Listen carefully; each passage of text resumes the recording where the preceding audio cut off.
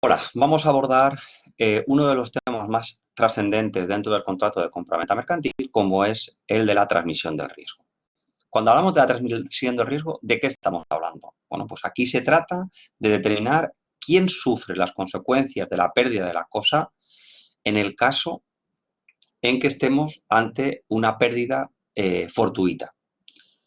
Es decir, hay que determinar en qué momento las consecuencias son del vendedor y a partir de qué momento las consecuencias son del comprador y, por tanto, establecer esa frontera en la cual uno y otro van a responder de esa pérdida.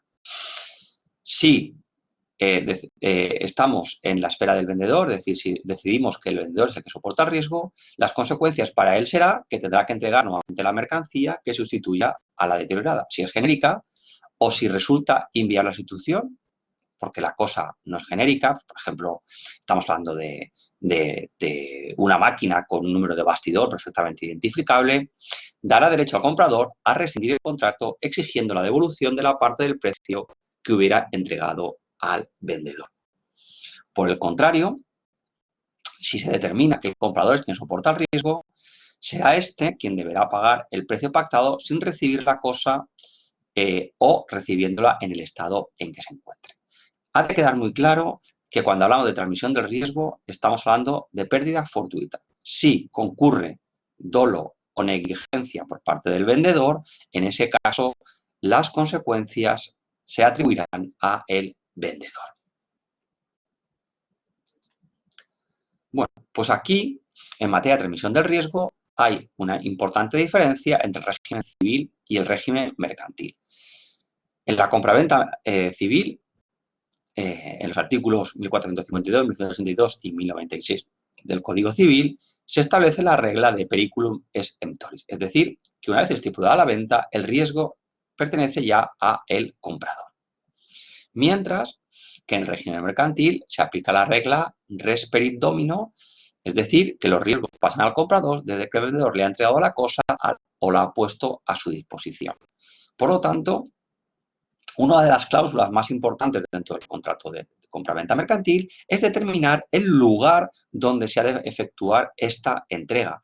Pues, como es habitual, prácticamente no se me ocurre ningún supuesto que no ocurra así, las mercancías van a trasladarse y es bastante habitual que concurran supuestos de caso fortuito o fuerza mayor en la pérdida, como pueda ser, por ejemplo, un accidente que sufra el medio de transporte, una avería, por ejemplo, cuando estamos hablando de camiones que transportan con frío, una avería en el sistema de refrigeración, o que pueda ser robada la mercancía durante el tránsito. Bien, por lo tanto, en el régimen mercantil, insisto, es muy importante establecer ese lugar de entrega porque además, cuando hablamos de esa entrega, estamos hablando también de la transmisión de la posesión, lo que supone la transmisión de la propiedad. El problema que tenemos es que la regulación continúa, como sabéis, en el contrato de compraventa, y esto no es una excepción, en el Código de Comercio. La regulación se contiene en tres preceptos: el 331 del Código de Comercio, el 333 del mismo cuerpo legal y el 334. Bien, si leemos el 331 del Código de Comercio, que es el primer artículo que regula la cuestión, vemos que su tenor literal nos dice que la pérdida o deterioro de los efectos antes de su entrega, por accidente imprevisto o sin culpa del vendedor, dará derecho al comprador a rescindir el contrato. Sin embargo, el 333 parece contener una regla diversa, porque nos dice que los daños y menoscabos que sobrevinieren a las mercancías perfecto al contrato y teniendo el vendedor los efectos a disposición del comprador, en el lugar y tiempo convenido serán de cuenta del comprador. Parece que existe una contradicción entre el 331 y el 333, y además el 334 regula la cuestión también con alguna singularidad. ¿Cómo debemos interpretar estos tres artículos? ¿Son contradictorios o es dable alcanzar una interpretación integradora? Bien, la doctrina y la jurisprudencia han llegado a al entendimiento de que el artículo 331 lo que establece es la regla general pensando en el regular desarrollo del contrato. Es decir, que se produce el transporte de la mercancía, se llega al lugar establecido de entrega y, por lo tanto, a partir de ahí ya se ha producido la entrega y se transmite la posesión y con ello la propiedad.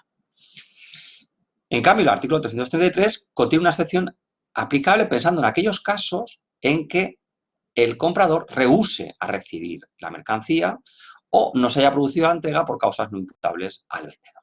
Se trata, por tanto, de un artículo en garantía de estas situaciones.